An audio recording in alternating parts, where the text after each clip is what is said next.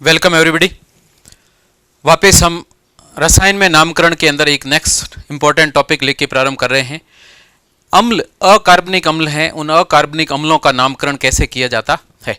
अकार्बनिक अम्लों के नामकरण की प्रक्रिया बहुत विशिष्ट और इम्पॉर्टेंट है। IUPAC के द्वारा जो रेड बुक दे रखी है, उस रेड बुक के अंदर इसके नामकरण के काफ़ी सारे नियम दे रखे हैं, लेकिन उसमें से कुछ महत्वपूर्ण पार्ट्स को लेकर के जिनके सामान्यतः हमें आवश्यकता होती है, उसको हम यहाँ पर लेकर प्रारंभ कर रहे हैं। और हमारा हेडिंग है यहाँ पर नोमेनक्लेचर ऑफ इनऑर्गेनिक एसिड्स या अकार्बनिक अम्लों का नामकरण। यहाँ पर हम अकार्बनिक अम्लों का नामकरण करेंगे जिसमें निश्चित दिए गए आयन जो ऋणायन है, उन ऋणायनों के साथ हाइड्रोजन जुड़ने के बाद जो एसिड बने, उस एसिड का नामकरण किस तरीके से किया जाता है। और सरल रूप में प्रक्रिया प्रदर्शित करने के लिए यहाँ पर हमने अकार्बनिक अम्लों के नामकरण को 5 भागों के अंदर मैंने विभाजित किया है, जिसमें से सर्वप्रथम हम प्रारंभ करेंगे अनऑक्सी आयनों का नामकरण, अर्थात जिसमें ऑक्सीजन नहीं होता है, ऐसे आयन के साथ अगर हाइड्रोजन जुड़ करके एसिड बनता है तो उनका नामकरण हम कैसे करते हैं। सेकंड में हम लेंगे ऑक्सी आयनों का नामकरण, ऑक्सी एसिड्स जैसे फास्फोरस के, नाइट्रोजन के, बोरोन के, सल्फर के, आर्सेनिक के जो ऑक्सी एसिड्स हैं, उन ऑक्सी एसिड का नामकरण किस तरीके से किया जाता है। उसके बाद तीसरे पार्ट में हम लेंगे ऑक्सी हेलोजेनिक एसिड। ऑक्सी हेलोजेनिक एसिड्स के नामकरण की प्रक्रिया आपने पढ़ रखी है, बहुत इंपॉर्टेंट है, और ये हम तीसरे पार्ट के अंदर प्रदर्शित करेंगे। और उसके बाद में हम कुछ विशिष्ट अन्य ऑक्सी एसिड बचते हैं, उनका नामकरण भी यहाँ पर लेकर प्रारंभ करेंगे, जिसके अंदर 2 पार्ट मैंने डिवाइड कर रखे हैं। पहला है ऐसे ऑक्सी एसिड जिनमें ऑक्सीकरण अवस्था या वर्ग के अनुसार केंद्रीय परमाणु की ऑक्सीकरण अवस्था उच्चतम होती है। उस उच्चतम ऑक्सीकरण अवस्था के जो एसिड बनेंगे, ऑक्सी एसिड, उनका नाम क्या है, उनकी क्षारकता कितनी है और उनका नाम हम किस तरीके से प्रदर्शित करते हैं। और उसी के सापेक्ष तुलनात्मक रूप से हम लेंगे अगर दिए गए उच्चतम ऑक्सीकरण अवस्था में जो ऑक्सी अम्ल है, उनमें ऑक्सीजन की एक एक करके क्रमशः कमी होती जाए, लेकिन साथ में जो भी अम्ल दिया गया है उसकी क्षारकता भी क्रमानुसार ऑक्सीजन की संख्या कम होने के साथ घटती जाए, तो ऐसी स्थिति में नाम लिखने के लिए हम किन तरीकों का उपयोग करते हैं। और नेक्स्ट में सेकंड पार्ट में हम लेंगे वही ऑक्सी अम्ल जिनमें क्षारकता में यदि कोई परिवर्तन नहीं हो लेकिन ऑक्सीजन की संख्या घटकर कम हो जाए, तो ऐसे ऑक्सी अम्लों का नामकरण कैसे किया जाता है। और लास्ट में हम फिर पार्ट लेंगे कुछ अन्य नामकरण जो कि अम्लों के अंदर प्रयुक्त किए जाते हैं। सामान्यतः हम अकार्बनिक रसायन में प्रयुक्त करते हैं, जिसमें सामान्यतः मेटा का उपयोग किया जाता है, डाई एसिड का उपयोग किया जाता है, या पायरो एसिड कहाँ यूज करते हैं, हाइपो कहाँ यूज किया जाता है, परऑक्सी कहाँ पर काम में लेना है।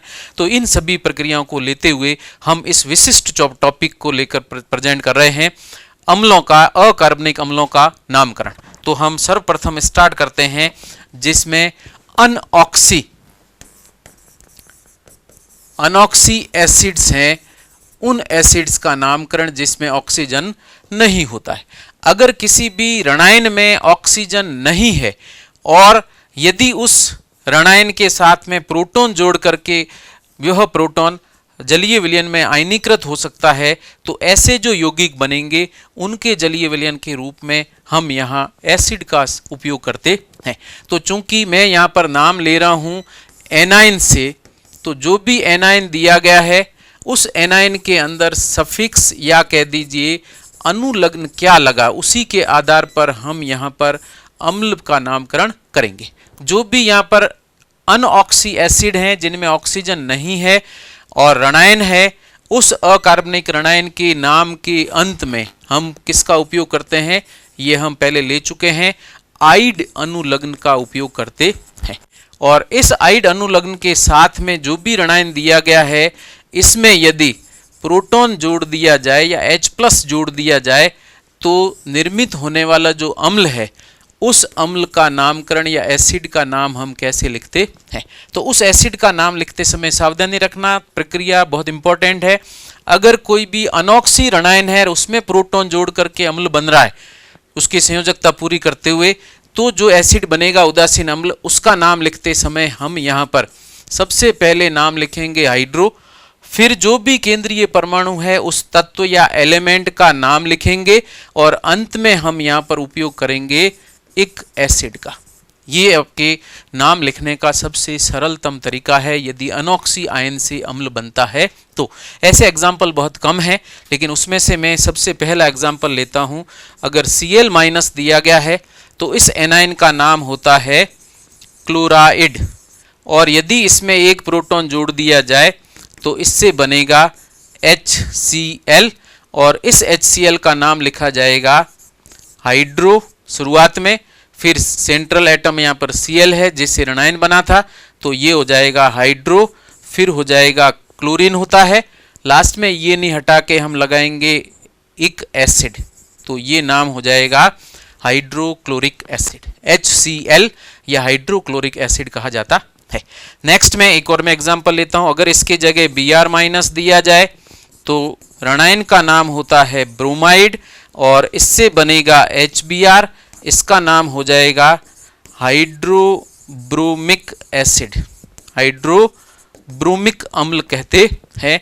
और सामान्यतः अगर हम यौगिक के रूप में इनके नाम लिखेंगे तो ये हो जाएगा हाइड्रोक्लोराइड या हाइड्रोजन क्लोराइड, और इसका नाम हाइड्रोजन ब्रोमाइड होगा। लेकिन अगर मैं एसिड के रूप में इनके जलीय विलयन के रूप में इसका नाम लिखता हूं तो ये अम्लीय प्रकृति प्रदर्शित करेंगे, आयनीकृत होकर जलीय विलयन के अंदर प्रोटॉन उत्पन्न करेंगे, इसलिए ये अम्लीय व्यवहार दर्शाते हैं जलीय विलयन में। इसलिए इनका नाम लिखते समय हम इस प्रक्रिया का उपयोग करते हैं, और यह नाम सामान्यतः इनके जलीय विलयनों के लिए प्रयुक्त किया जाता है। हाइड्रोक्लोरिक एसिड या हाइड्रोब्रोमिक एसिड, अगर HI होगा हाइड्रो आयोडिक एसिड, HF है हाइड्रोफ्लूओरिक एसिड लिखा जाएगा, और अगर इसकी जगह CN ऋणायन दिया जाए तो इसका नाम भी इसी रूप में लिखा जाता है, और वो है साइनाइड। और अगर इसी से अम्ल बना है तो अम्ल का नाम लिखें तो इसको लिखा जाएगा हाइड्रोसायनिक एसिड। इंपॉर्टेंट है, ये जरूर ध्यान रखना। ये साइनाइड है, और उस साइनाइड से यदि मैं HCN का नाम लिखने के लिए कहूं तो इसका नाम हो जाएगा हाइड्रोसायनिक एसिड। अगर मैं सिर्फ साइनिक एसिड लिखूं तो आप कंफ्यूज ना हो, साइनिक एसिड शब्द किसके लिए काम आता है वो भी मैं नेक्स्ट एग्जांपल के अंदर प्रदर्शित करूंगा। HCN का नाम हाइड्रोसायनिक एसिड लिखा जाता है, और इस नामकरण के रूप में हम इसको प्रदर्शित करेंगे। एक और प्रक्रिया ध्यान रखना, इसमें हम एक अपवाद स्वरूप एग्जाम्पल में ले रहा हूं N3-, जिसको हम कहते हैं एजाइड आयन है। N 3 नाइट्रोजन 1 ऋणावेश एजाइड आयन, और अगर इसमें प्रोटॉन जोड़ करके हम HN3 निर्मित करते हैं तो वैसे तो नाम इसका होना चाहिए हाइड्रोएजिक एसिड, लेकिन यहाँ पर इक एसिड की जगह इसको ये कार्बनिक यौगिकों के रूप में प्रयुक्त किया जाता है, या कार्बनिक रासायनिक अभिक्रियाओं में अधिकतम रूप में इसको प्रयुक्त किया जाता है, इसलिए इसका नाम परिवर्तित होकर इस रूप में लिखा जाता है हाइड्रोएजोइक एसिड कहते हैं। तो यहाँ ध्यान रखना, यहाँ पर इक एसिड की जगह क्या प्रयुक्त किया गया है, ओइक एसिड के रूप में प्रयुक्त किया जाता है, इसको हाइड्रोएजिक एसिड नहीं कहते हैं। तो आइड हटा करके हम ओइक एसिड के रूप में इसका नामकरण करते हैं। तो इस तरीके से यदि अनऑक्सी एसिड दिए गए हैं जो जलीय विलयन के अंदर आयनीकृत होकर प्रोटॉन निष्कासित करते हैं, उनके जलीय विलयन की प्रकृति के रूप में उनका नामकरण हम इस तरीके से संपन्न करते हैं। और यदि ये यौगिक के रूप में लिए जाएं तो सामान्य आयनिक नाम उसी तरीके से लिखने जैसे हमने आयनिक यौगिकों के नामकरण की प्रक्रिया पहले पढ़ रखी है। उसके बाद में मैं इसका सेकेंड पार्ट लेके प्रारंभ करता हूँ, नंबर 2, और यहाँ पर हम यूज कर रहे हैं ऑक्सी अम्ल या ऑक्सी एसिड्स। और ऑक्सी एसिड के नामकरण की सर्वाधिक आवश्यकता पड़ती है, तो यहाँ पर हम ऑक्सी ऋणायन से ऑक्सी एसिड बन रहा है, उसमें नाम किस तरीके से लिखे जाते हैं। अभी मैं सरलतम प्रक्रिया ले रहा हूँ, फिर इसको जटिल और जटिल करते हुए 3 स्टेप के अंदर इसके नामकरण हम लेंगे। उसमें सबसे सरलतम ऑक्सी एसिड में यदि एनाइन या ऋणायन दिया गया है तो इन ऋणायनों का नामकरण हम कैसे करते हैं। दिए गए ऋणायन का नाम यदि आप लिखें तो अनुलग्न या सफिक्स के रूप में किसका उपयोग किया जाता है। सफिक्स के रूप में या तो हम यूज करते हैं आइट या फिर यूज किया जाता है एट। आइट या एट, ये अनुलग्न अगर प्रयुक्त किया गया है, हिंदी में भी आप इसको इसी रूप में लिखते हैं आइट, और इसको लिखा जाता है 8।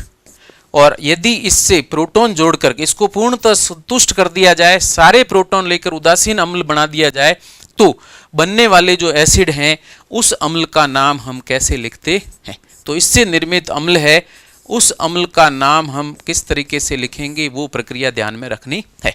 तो यहां आपको ध्यान रखना है, यदि अनुलग्न के रूप में या सफिक्स के फॉर्म के अंदर क्या दे रखा है, आइट दे रखा है, तो ऐसी स्थिति के अंदर हम आइट हटा करके इसकी जगह अस एसिड का उपयोग करते हैं। लास्ट में किसका यूज किया जाएगा? अम्ल है, विलयन के रूप में हम इसको अस एसिड के रूप में प्रदर्शित करते हैं। ये जलीय विलयन की प्रकृति को दर्शाता है। इसी तरीके से यदि 8 अनुलग्न हो रहा है तो 8 अनुलग्न के लिए हम यहाँ पर अस एसिड जो ऊपर लिखा था उसकी जगह यहाँ पर इक एसिड का उपयोग करेंगे, आईसी एसिड का उपयोग किया जाता है। अब आईसी एसिड की जगह कुछ जगह इसको आरआईसी एसिड के रूप में भी लिखा जाता है, ओ आरआईसी एसिड भी लिखा जाता है, लेकिन हम कॉमन रूप में सब जगह आईसी एसिड जरूर आएगा। चाहे आईसी एसिड से पहले आर हो सकता है, इससे पहले ओ आर भी हो सकता है, लेकिन सामान्यतः हम इक एसिड के रूप में इनका नामकरण करते हैं। और ये 8 अनुलग्न सामान्यतः जो भी केंद्रीय परमाणु है, जो भी केंद्रीय परमाणु दिया गया है, उस केंद्रीय परमाणु की उस वर्ग के अनुसार उच्चतम ऑक्सीकरण अवस्था है, तब भी हम सामान्यतः इसका उपयोग करते हैं। तो यहाँ पर केंद्रीय परमाणु और यहाँ पर हम वर्ग संख्या 13, 14, 15 और 16 तक के वर्ग के तत्वों की बात कर रहे हैं, और इसमें इनकी उच्चतम ऑक्सीकरण अवस्था वाला ऋणायन है। तब हम उच्चतम ऑक्सीकरण अवस्था का मतलब हो जाएगा उच्चतम ऑक्सीडेशन स्टेट या ऑक्सीकरण अवस्था। तो यहां पर उच्चतम ऑक्सीकरण अवस्था वर्ग संख्या के अनुसार देखें तो यहां पर 13वें वर्ग के अंदर 3 है, 14वें वर्ग में 4, 15वें वर्ग में 5, 16वें वर्ग में 6। इन ऑक्सीकरण अवस्था से निर्मित जो भी ऑक्सी आयन होगा उसके नाम के साथ में हमेशा 8 अनुलग्न प्रयुक्त किया जाता है। 17वें को मैं यहाँ नहीं ले रहा हूँ क्योंकि वहाँ परिवर्तनशील ऑक्सीकरण अवस्था में अलग नाम का तरीका लिया जाता है।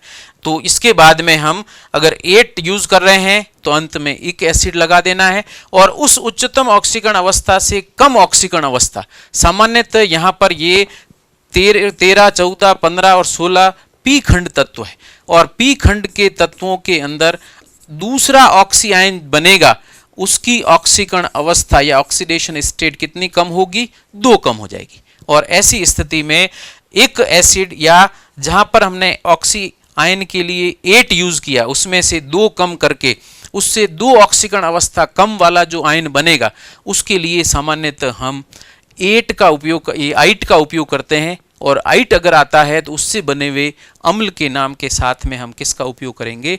अस एसिड का उपयोग करेंगे। अभी हम सामान्य प्रक्रिया की बात कर रहे हैं, एडिशनल एग्जाम्पल में इसके नेक्स्ट के अंदर प्रदर्शित करूंगा। तो दो तरीका क्या रहेगा? ऑक्सी अम्लों के नामकरण में 8 अनुलग्न ऋणायन का है, उससे अम्ल बनता है तो इक एसिड लगाना है 8 हटा करके, और आइट अनुलग्न लगा है तो हटा करके अस एसिड प्रयुक्त किया जाता है। मैं यहाँ पर एग्जाम्पल ले रहा हूँ। सबसे पहले आइट अनुलग्न के साथ में जो ऋणायन दिए गए हैं और उनसे जो आयन बनेगा उसका नाम, और उस आयन से जो अम्ल बनेगा उसका नाम भी यहाँ प्रदर्शित करता हूँ। और यहाँ पर मैं सबसे पहले लेके चलता हूँ आइट अनुलग्न के रूप में अगर NO2- दे रखा है तो इसका नाम होता है नाइट्राइट। इंग्लिश में भी लिखें नाइट्राइट, ITE सफिक्स ऐड होगा। और अगर इससे एसिड बनता है HNO2 तो इसका नामकरण किया जाता है, अब आइट हटा करके क्या लगाएंगे? अस एसिड, OUSE एसिड लगाएंगे, तो इसका नाम हो जाएगा नाइट्रस एसिड। तो HNO2 को हम कहते हैं नाइट्रस एसिड। ऐसे ही यदि मैं बात करता हूं SO3 की, ये कहलाता है सल्फाइट। सल्फाइट का अम्ल बनेगा वो होगा H2SO3।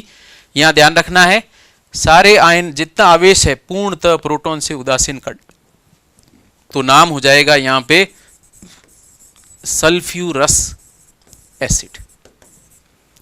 ऐसे ही अगर मैं लिखता हूं फास्फोरस के लिए PO3 3-, तो इसका नाम होता है फॉस्फाइट, और अगर इससे अम्ल बने तो H3PO3 होगा, और इसको हम कहते हैं फॉस्फोरस एसिड। अब यहाँ पर कुछ परिवर्तन आएगा, वो मैं नेक्स्ट एग्जाम्पल में लूँगा। अभी सिर्फ आपको ये फॉस्फाइड प्रदर्शित करना है, और उस फॉस्फाइड के अंदर हम अनुलग्न के रूप में आइट हटा करके अस एसिड प्रयुक्त करते हैं। ऐसे ही यदि मैं यहाँ पर लेता हूँ ASO3 3-, ये कहलाता है आर्सेनाइट। तो एसिड जो भी बनेगा H3ASO3, इसको हम लिखेंगे आर्सेनस एसिड। आर्सेनस एसिड के रूप में इसको प्रदर्शित किया जाता है। तो जहां कहीं भी आइट अनुलग्न आ रहा है, आइट हटा करके हम अस एसिड के रूप में इन अम्लों का नामकरण करते हैं, जो कि ऑक्सी अम्ल के रूप में या ऑक्सी आयनों से निर्मित अम्ल है, उनके नामकरण की प्रक्रिया प्रदर्शित की जा रही है। ये नामकरण हम पहले ले चुके हैं। यहाँ एसिड जब भी बनता है अनुलग्न के रूप में, आइट है तो अस एसिड, और इक हो जाए, इक ये आइट एट हो जाए तो हटा करके इक एसिड नामकरण किया जाता है। तो पहला हो गया आइट की जगह अस, आइट है, अस एसिड के रूप में नामकरण करेंगे। उसके बाद में मैं नेक्स्ट एग्जांपल ले रहा हूँ। यदि अनुलग्न के रूप में 8 दिया गया है, ATE अनुलग्न दिया गया है रणयन का, उसके मैं कुछ एग्जांपल लेता हूँ। सबसे पहला सरलतम एग्जांपल है BO3 3-। ऑक्सीकरण अवस्था ध्यान रखनी है, B 13वें वर्ग में है। 13वें वर्ग की उच्चतम ऑक्सीकरण अवस्था 3, जो +3 के रूप में प्रदर्शित की गई है, यहाँ प्रदर्शित होगी। तब भी हम अनुलग्न के रूप में क्या यूज करेंगे, 8। तो इसका नाम होगा यहाँ पर बोरेट। और अगर इससे एसिड बनता है H3BO3, तो इसको हम कह देंगे बोरिक एसिड कहा जाता है, नाम हो जाएगा बोरिक एसिड। ऐसे ही यदि मैं इसकी जगह कार्बन यूज करता हूँ, CO3 2-, 14th ग्रुप का एलिमेंट कार्बन है, तो इसकी ऑक्सीकरण अवस्था कितनी होगी, +4। +4 का ये ऑक्साइड है, इसलिए इसका नाम होगा 8 अनुलग्न के साथ। तो ये लिखा जाता है, कार्बन के साथ 8 लगा दें तो ये हो जाएगा कार्बोनेट। कार्बन के साथ 8 अनुलग्न लगाना है। अगर इससे एसिड बनेगा तो होगा H2CO3। नाम में आपको 8 हटा करके क्या लगाना है, इक एसिड। कार्बन था, आगे अनुलग्न 8 हटा करके हमने लिखा इक एसिड, तो नाम हो जाएगा कार्बोनिक एसिड। अब यहाँ आपको ध्यान रखना है, जहाँ जहाँ 8 लगा था वहाँ हमने हटा के इक एसिड लगाया, जहाँ आइट था वहाँ हटा करके हमने अस एसिड अनुलग्न के रूप में लगाकर अम्ल का नामकरण किया। कुछ एग्जाम्पल मैं और प्रदर्शित कर रहा हूँ। अगर यहाँ पर PO4 3- दिया है, NO3- दे रखा है, SO4 2- दे रखा है, या SeO4 2- दे रखा है, या ASO4 3- दे रखा है। अब यहाँ पर आवेश कितना होगा उसका निर्धारण करने के लिए तरीका मैंने आपको बता रखा है। सेंट्रल एटम जो भी दे रखा है, उस केंद्रीय परमाणु जो दिया गया है वह अपने वर्ग की उच्चतम धनात्मक ऑक्सीकरण अवस्था प्रदर्शित करेगा। और यहाँ पर आप देखें तो फास्फोरस के अंदर 4 दूनी 8 में से 5 कम कर दीजिए, 3 कम कर दीजिए, ऑक्सीकरण अवस्था +5 यहाँ पर हो जाएगी। अब 3 6 में से 1 कम करिए, +5, यहाँ पर +6, यहाँ पर वापस आपके +5 आर्सेनिक सेलेनियम, ये +6 होगा। इसके अलावा यहाँ लेके चले जाएं तो यहाँ पर 8 में से 3 कम करो 5, तो ये नाइट्रोजन फैमिली का तत्व है। तो यहाँ पर नाइट्रोजन और आर्सेनिक फैमिली, ये नाइट्रोजन, फास्फोरस, आर्सेनिक, ये तीनों ही वर्ग संख्या 15 के हैं। ऑक्सीकरण अवस्था कितनी होगी, 5। ऐसे ये दोनों वर्ग संख्या 16 के हैं, तो ऑक्सीकरण अवस्था कितनी होगी, उच्चतम 6। और उन्हीं के ऑक्साइड यहाँ पर बने हुए हैं। उन ऑक्सी आयनों का नाम 8 अनुलग्न के रूप में लिखा जाता है, और उसका 8 हटा करके हम इक एसिड के रूप में नाम परिवर्तित करते हैं। तो मैं इसके नाम अब नहीं लिख रहा हूँ। इससे जो एसिड बनेगा तो यहाँ बनेगा H3PO4, इससे एसिड बनाऊंगा तो ये बनेगा HNO3, इससे एसिड बनाएंगे तो ये बनेगा H2SO4, इससे एसिड बनाया जाए तो H2SeO4 हो जाएगा, इससे एसिड बनाए H3AsO4 O4 हो जाएगा। तो इस तरीके से संयोजकता पूरी करते हुए जितना ऋणावेश है उतने प्रोटॉन उतने ही प्रोटॉन जोड़ करके हमने एसिड बनाया।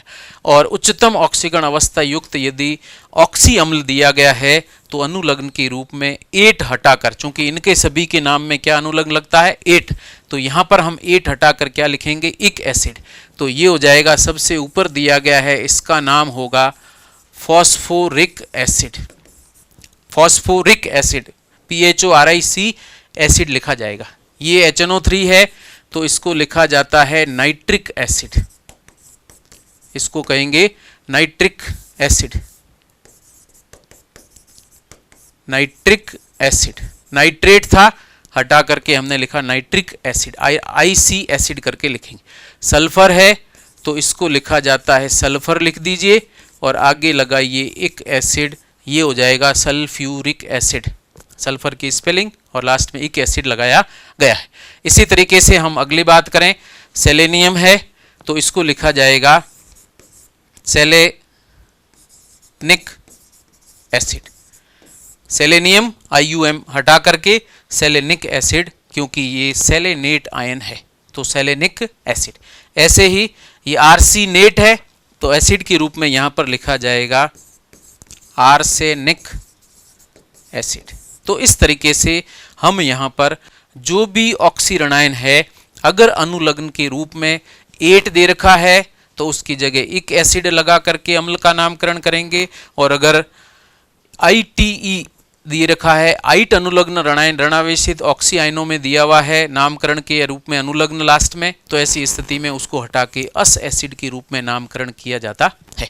ये नामकरण हम सामान्यतः कार्बनिक अम्लों के नाम के लिए भी प्रयुक्त करते हैं, तो उसके भी मैं कुछ एग्जाम्पल यहाँ पर ले रहा हूँ। देखिए, अगर आपको ये दिया हो HCO2-, इसको कहते हैं फॉर्मेट आयन, तो इससे जो एसिड बनेगा HCOOH, C double bond double OH, तो इसका नाम क्या हो जाएगा फॉर्मिक एसिड। सेम यही है, इसका नाम होता है फॉर्मेट आयन है तो इसके अंदर 8 हटा करके इक एसिड अनुलग्न लगाया गया। ऐसे ही कार्बनिक एसिड का जो ऋणायन है उनके कुछ अम्लों के नाम इसी रूप में लिखे जाएंगे, तो इसकी जगह अगर आपको ये दे रखा हो CH3COO-, तो अनुलग्न के रूप में 8 लगाकर नाम लिखें तो इसका नाम हो जाता है एसीटेट।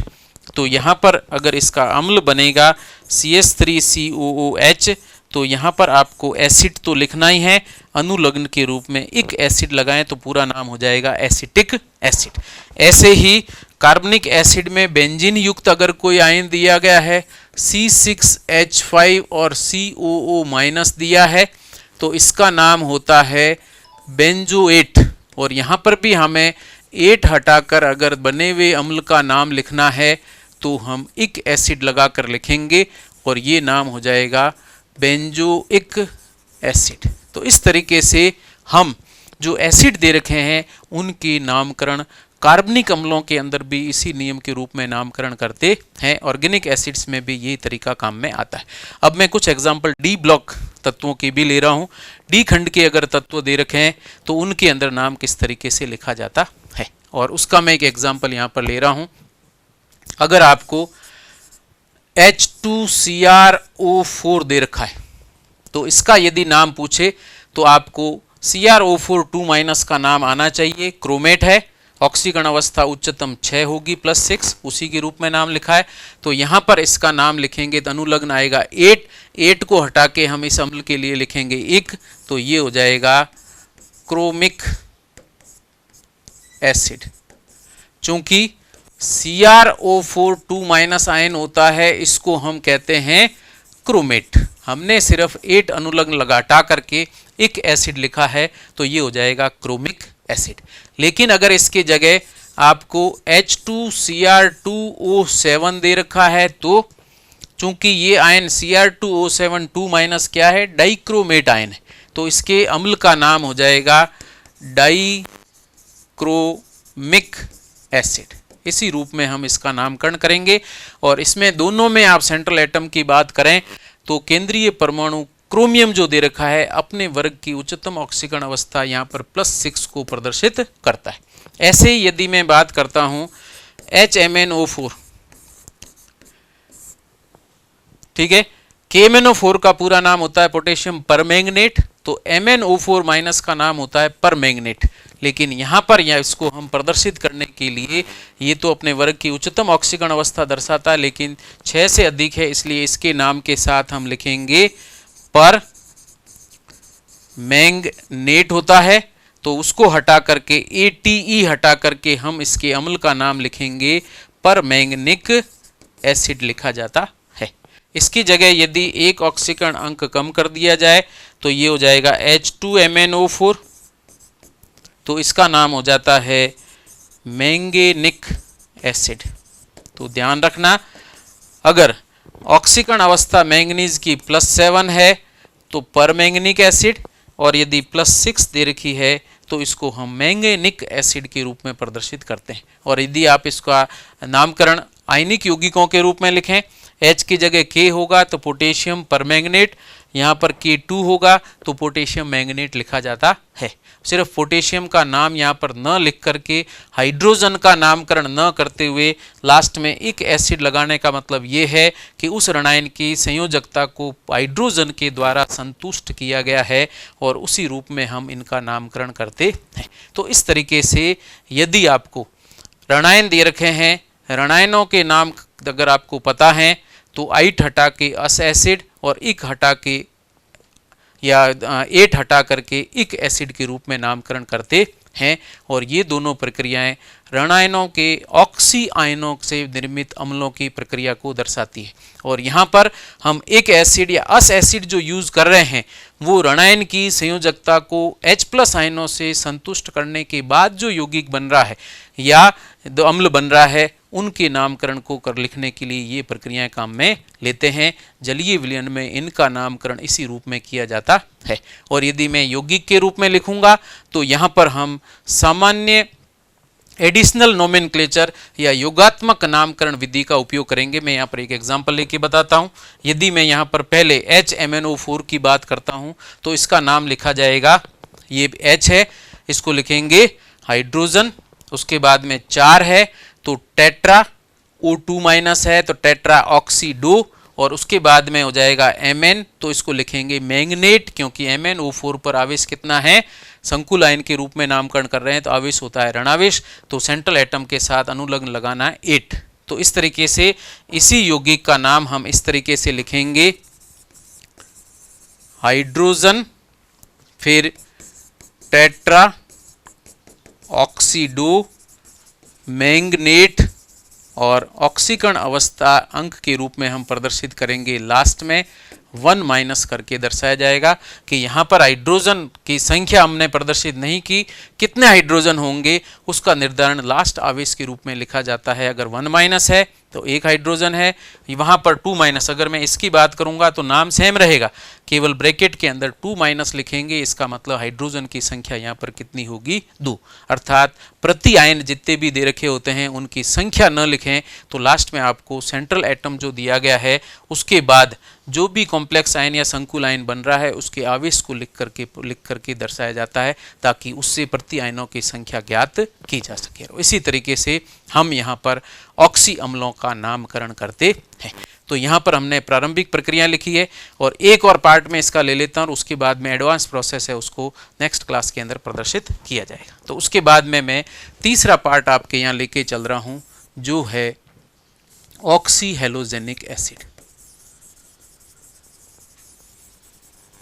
ऑक्सी हेलोजेनिक एसिड, और ऑक्सी हेलोजेनिक एसिड के अंदर ऑक्सी आयन, किसकी, हेलोजनों के ऑक्सी आयन टोटल कितने बनते हैं, सामान्यतः 4 ऑक्सी आयन बनते हैं। और 4 ऑक्सी आयनों का यदि मैं नामकरण करता हूं तो उसमें आपको ऑक्सी आयन के साथ में सफिक्स क्या यूज किए गए हैं उन सफिक्स का आपको नाम ध्यान रखना है। प्रीफिक्स क्या यूज किए गए हैं उनका नाम ध्यान रखना है। प्रीफिक्स मैं ऊपर लिख रहा हूं, सफिक्स में लिख रहा हूं नीचे। और प्रीफिक्स सफिक्स के रूप में यदि नाम लिखें तो हेलोजन में प्राप्त होने वाले 4 जो ऑक्सी आयन हैं उनमें से पहला है XO4-, दूसरा है XO3-, तीसरा है XO2-, चौथा है XO-। इन चारों में पहले वाला जो XO4 माइनस एक्स की जगह आपको क्या क्या लेना है, Cl, Br और I लेना है। F यहाँ पर प्रयुक्त नहीं होगा क्योंकि उसकी ऑक्सीकरण अवस्था ऑक्सीजन से अधिक है या इसकी विद्युत ऋणता ऑक्सीजन से अधिक है। तो यहाँ पर प्रीफिक्स के रूप में अगर हम लिखें तो इसका नामकरण करते समय हम प्रीफिक्स के रूप में पर यूज करेंगे और अनुलग्न के रूप में प्रयुक्त किया जाएगा 8। इसी तरीके से इसमें प्रीफिक्स यूज नहीं होगा, इसमें भी प्रीफिक्स यूज नहीं होगा, लेकिन इसमें सफिक्स या अनुलग्न के रूप में प्रयुक्त होगा सिर्फ 8, लेकिन प्रीफिक्स यूज नहीं हो रहा है। इसमें अनुलग्न प्रयुक्त होगा 8 लेकिन प्रीफिक्स यूज नहीं होगा। लास्ट वाले में सफिक्स यूज होगा 8 लेकिन प्रीफिक्स के रूप में यहाँ पर हम उपयोग करते हैं किसका, हाइपो का। तो इनको मिला करके नामकरण किए जाते हैं। मैं यहाँ पर एग्जांपल लेता हूँ।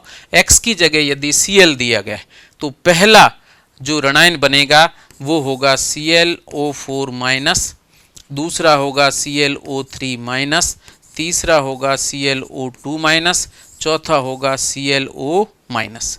इनका यदि हम नाम लिखें तो पर और सेंट्रल एटम का नाम फिर 8 लगाना है, तो ये हो जाएगा पर क्लोरेट। इसमें प्रीफिक्स नहीं लगाना, इसमें पर हटा दीजिए, बाकी 8 के साथ अनुलग्न लगाकर नाम लिखें तो इसको कहेंगे क्लोरेट, इसको कहेंगे क्लोराइट। सफिक्स ऐड करना है आइट क्लोरीन के साथ क्लोराइट। इसमें हम सफिक्स ऐड करेंगे और प्रीफिक्स भी ऐड करेंगे तो इसका पूरा नाम हो जाएगा हाइपोक्लोराइट। तो इस तरीके से इन ऋणायनों ऑक्सी ऋणायनों के नामकरण की प्रक्रिया हम पहले ले चुके हैं। अब यदि इसमें एक एक प्रोटॉन जोड़ करके इसको एसिड बना दिया जाए, HClO4, HClO3, HClO2 और HOCl बना दिया जाए, चूँकि H ऑक्सीजन से डायरेक्ट जुड़ा है इसलिए लिखते हैं HOCl। तो यहाँ पर हम अगर नाम लिखें, इसमें सभी में ऑक्सीजन से ही प्रोटॉन जुड़ा हुआ है, ये ध्यान रखना, और इसीलिए इनको हम ऑक्सी एसिड के रूप में दर्शाते हैं। और यहाँ पर ऑक्सी एसिड के रूप में अगर प्रदर्शित किए जाएं तो नाम में क्या करना है, सिंपल प्रक्रिया है 8 8 8 8, ये अनुलग्न है और इसका प्रक्रिया हम पहले ले चुके हैं कि यदि अस है ये एक अनुलग्न के रूप में कब लिखा जाएगा, जब एसिड के या ऋणायन के नाम के साथ 8 लिखा हुआ है, तो 8 हटा के क्या लिखेंगे, इक एसिड, और 8 हटाकर लिखेंगे अस एसिड। तो नाम कैसे लिखेंगे, बाकी पूर्व लग्न चेंज नहीं करना है, तो इसका नाम हो जाएगा पर क्लोरिक एसिड। तो HClO4 को कहेंगे पर क्लोरिक एसिड। सिर्फ क्या किया, 8 हटा करके हमने इक एसिड अनुलग्न लगाया। इसमें भी 8 है तो हम इसके साथ इक एसिड लगाएंगे, क्लोरिक एसिड लिखा जाता है। अगर इसकी बात करें तो आइट लिखा हुआ है, तो यहाँ पर आइट जब भी आ जाए तो अस एसिड लिखना है, तो ये हो जाएगा क्लोरस एसिड। और लास्ट का यदि मैं नाम लिखता हूँ तो ये पूर्व लग्न एज इट इज रहने देना है, हाइपो प्रीफिक्स, उसके बाद में क्लोरस ROUS एसिड, तो ये नाम हो जाएगा।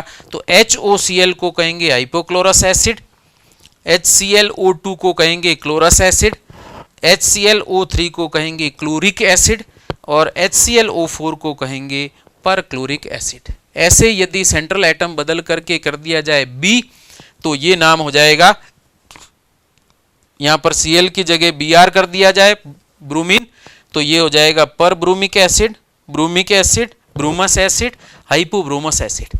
I कर दिया जाए सेंट्रल एटम तो पर iodic acid, iodic acid, iodous acid, और ये हो जाएगा हाइपो आयोडस एसिड। और इसी रूप में हम इनके नामकरण करते हैं। एक ऑर्थो शब्द आता है, और ऑर्थो शब्द कब काम में लिया जाएगा, यहाँ पर आप ध्यान रखें, ये जो दिया गया है या ये जो अम्ल दिया गया है, इसके साथ में अगर मैं 2H2O ऐड कर देता हूँ, इसमें 2 जल के अणु ऐड कर दिए जाएं, ऐसा सामान्यतः आयोडीन के साथ होता है। तो यदि मैं 2 जल के अणु अर्थात 4 हाइड्रोजन कर दिए जाएं और ऑक्सीजन 2 और बढ़ा दिए जाएं, तो ऑक्सीजन हाइड्रोजन हो जाएंगे यहाँ पर टोटल 5 और ऑक्सीजन हो जाएंगे 6, किसके साथ, आयोडीन के साथ। तो हम इसको ऐसे भी लिख सकते हैं H5IO6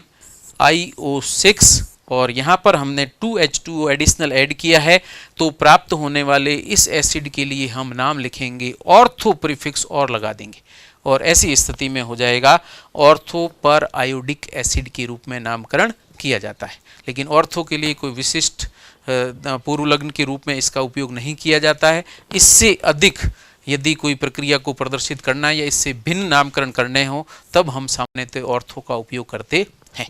और ऐसी स्थिति में यहाँ पर ऑक्सी अम्लों के नामकरण में जो सामान्य प्रक्रिया हम लेते हैं, यहाँ पर हमने 3 हेडिंग के अंदर नामकरण प्रदर्शित किए।